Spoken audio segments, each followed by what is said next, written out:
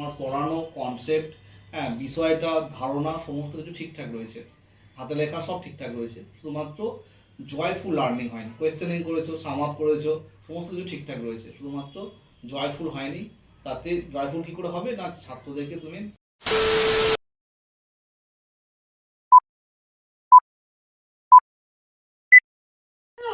হ্যাঁ হ্যাঁ, আমিও বেশ ভালো আছি। আচ্ছা, প্রতিদিন তো এসেই আমরা পড়াশোনা শুরু করি নাকি? হ্যাঁ, তাহলে চলো আজকে প্রথমে একটা গান শুনে নিই। কি শুনবে সবাই? সবাই শুনবে? বেশ চলো। আমার মাথা নত করে দাও হে তোমার চরণ ধুলার তলে, মাথা নত করে দাও হে তোমার চরণ ধুলার তলে। কেমন লাগলো গানটা সবার? খুব ভালো লেগেছে?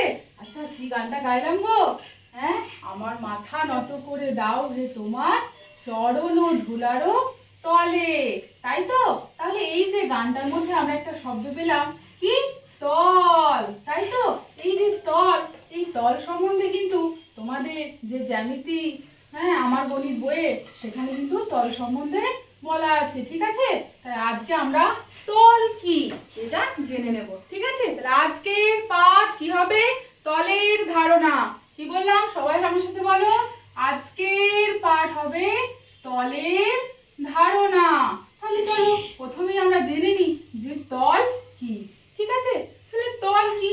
আচ্ছা, এই যে আমরা এখানে কোথায় দাঁড়িয়ে আছি আমি, বা তোমরা কোথায় বসে আছো বলো? হ্যাঁ, ঠিক বলেছে রাহুল, বেঞ্চে বসে আছে, তাই না? কেমন দেখতে গো বেঞ্চটা? হ্যাঁ, এরকম দেখতে না? হ্যাঁ, আচ্ছা, এই বেঞ্চটার উপর সবাই একটু আলতো করে হাত দিয়ে দেখো দেখি, কেমন বেঞ্চটা? সমান না এরকম বাঁকা? দেখো, হ্যাঁ, কি বলছো? সমান। সবাই কি বলছো? সমান। হ্যাঁ, সমান, তাই তো? আবার দেখো, আমি যে চেয়ারটায় বসি, প্লাস্টিকের চেয়ার, এটা কেমন? একটু বাঁকা না যেখানটা বসি? তাহলে সেটা কেমন? এরকম একটু বাঁকা। তাহলে এটা একটু বাঁকা, আমি যে চেয়ারটায় বসি। আবার তোমরা যে বেঞ্চটায় বসো, তার উপরটা কেমন? এরকম সমান। তাহলে এই যে কোনো জিনিসের উপরিভাগটা সমান হচ্ছে, আবার কোনো জিনিসটা কি হচ্ছে? এরকম বাঁকা হচ্ছে, তাই তো? যেমন দেখো, আমার কাছে এই ডাস্টারটা রয়েছে, এটার উপরটা কেমন? বাঁকা। তাহলে এই যে কোনো জিনিসের উপর সমান হচ্ছে, আবার কোনো জিনিসের উপরটা বাঁকা হচ্ছে, এটাকে আমরা জ্যামিতির ভাষায় কি বলবো জানো? তল। তাহলে তল আমরা কাকে বলবো? যে কোনো বস্তুর যে উপরিভাগ, সেটাকে আমরা তল বলবো, ঠিক আছে? তাহলে দেখো, এই যে কোনো জিনিস দেখলাম সমান, তাহলে তাকে কি বলবো জানো? তাকে আমরা বলবো সমতল। কি বলবো বললাম? সমতল। এই সম মানে হলো সমান, অর্থাৎ যে জিনিসটার উপরটা সমান। যেমন দেখো, এই যে ডাস্টারটা, এটা যদি আমরা উপর ধরে নিই, তাহলে দেখো পেনটা রাখছি, কি পড়ছে? পড়ছে না। কেন পড়ছে না? সমান বলে, তাই তো? আবার দেখো, এই ডাস্টারটার উপরে যদি আমি পেনটা এখানে রাখি, কি হচ্ছে? পেনটা পড়ে যাচ্ছে। তাহলে কেন? উপরটা কেন পড়ে যাচ্ছে? কি বলছে রাহুল? হ্যাঁ, বাঁকা বলে পড়ে যাচ্ছে, তাই না? তাহলে বাঁকা হলে তাকে আমরা বলবো বক্রতল। বক্র মানে হলো বাঁকা। বক্র মানে কি বললাম? বাঁকা। তাহলে এই উপরটা বাঁকা, তাই পেনটা পড়ে গেল। আর এই দেখো, এই দিকটা সমান, তাই পেনটা পড়লো না। তাহলে তোমরা এবার বলো দেখি, যে এই যে সমতল কি হবে? এই ক্লাসের মধ্যে কি দেখতে পাচ্ছ যেটা সমতল হতে পারে? বলো বলো, কি বলছো তুমি? হ্যাঁ, তোমার বইটা হবে, তাই না? কেন? সবাই বইটা হাত দিয়ে দেখো দেখি, তুমি ঠিক বলছি কিনা, সমতল হবে কিনা? কি হবে? সমতলই হবে, তাই তো? সমান বলে। তাহলে বই, তার উপরিভাগটা সমান, তাই বই কি হয়ে গেল? একটা সমতল হয়ে গেল। আচ্ছা, এবারে বলো বক্রতল কি হবে? বলো বলো, ভাবো। বুঝতে পারছো না? এই যে তোমরা দুপুরবেলা তোমরা যে খেলো, কি নিয়ে খেলো গো মাঠে? কি নিয়ে খেলো? এরকম দেখতে জিনিসটা, এটা কি? কি বলছো সবাই? এটা ফুটবল, তাই না? হ্যাঁ, ফুটবল নিয়ে তোমরা খেলো মাঠে। এই ফুটবলটার এই উপরের অংশটা কেমন গো? এরকম বাঁকা, তাই তো? এরকম সমান কি?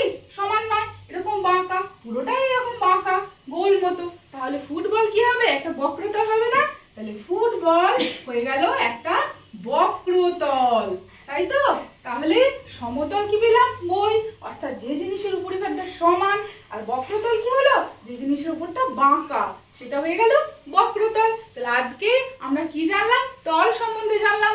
তল কয় রকমের বললাম? হ্যাঁ, কি বলছো? হ্যাঁ, সমতল আর কি বক্রতল। Very good. আচ্ছা, আজকে আমরা এই যে সমতল আর বক্রতলের একটা করে উদাহরণ নিয়ে আলোচনা করলাম। তোমরা পরের দিন কিন্তু যা দেখতে পাচ্ছ তোমাদের বাড়িতে আশেপাশে, সেটা সমতল হবে না বক্রতল হবে, এরকম প্রত্যেকে একটা করে জিনিসের নাম লিখে আনবে, ঠিক আছে? সেগুলো নিয়ে আমরা পরের ক্লাসে আলোচনা করব। তাহলে আজকে এই পর্যন্তই থাক। সবার ভালো লেগেছে তো? পরের দিন কিন্তু সবাই স্কুলে আসবে, কেউ অফ করো না। এখন এই পর্যন্তই থাকলো, পরের ক্লাসে স্যার আসছে। ঠিক আছে। প্রথমত হচ্ছে এখনো তুমি 25 পার হওনি, ঠিক আছে? 26 হবে, এখন তুমি 25-এ লিখে গেছো, 3-1 লিখেছো, বাট 25-ই রয়ে গেছে। তো ওটা 26 করবে। তোমার এমনি হাতে লেখাও ভালো, প্রেজেন্টেশনও ভালো, কিন্তু একটুখানি যেন সবাই, তুমি পড়াচ্ছ সবাই চুপচাপ করে শুনছে, এইটা যেন একটু জয়ফুল হয় আর কি। এইটার একটুখানি দরকার ছিল। অর্থাৎ কি করে করবে না, কিছু খেলা দিলে, ওদের কিছু অ্যাক্টিভিটি দিলে, এইরকম করে তোমাকে জয়ফুল করতে হবে। তোমার পড়ানো কনসেপ্ট, হ্যাঁ, বিষয়টা, ধারণা সমস্ত কিছু ঠিকঠাক রয়েছে, হাতে লেখা সব ঠিকঠাক রয়েছে, শুধুমাত্র জয়ফুল লার্নিং হয়নি। কোয়েশ্চেনিং করেছো, সাম আপ করেছো, সমস্ত কিছু ঠিকঠাক রয়েছে, শুধুমাত্র জয়ফুল হয়নি। তাতে জয়ফুল কী করে হবে না, ছাত্রদেরকে তুমি অ্যাক্টিভলি কোনো কাজ দাও, ইন্টারাকশন করাও, হ্যাঁ, মানে মজা পায়নি আর কি। তো ওইটা একটুখানি চেষ্টা করো আর কি, ঠিক আছে? আর হচ্ছে হ্যাঁ, গানটা তুমি প্রথমের দিকে আর কি, আমি সকলকেই বলি, প্রথমের দিকে বেশ কিছু সেকেন্ড, অর্থাৎ 30 সেকেন্ডের মতো বা 40 সেকেন্ডের মতো ম্যাক্সিমাম টাইমটা যতটা পারা যায় এই দিকে মুখ করে কথা বলবে। কারণ সবেই মাত্র ম্যাডাম এসছেন, এসেই যদি উনি লিখতে শুরু করেন বোর্ডের দিকে, তার ছাত্রদের তো অ্যাট্রাকশন থাকবে না।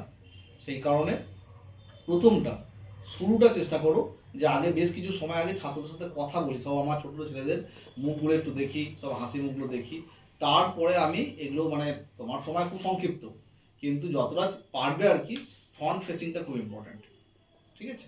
আচ্ছা, ঠিক আছে স্যার, বলছিলাম ওই 50 সেকেন্ডের মধ্যে পার্টটা ঘোষণা করে দিতে। হ্যাঁ।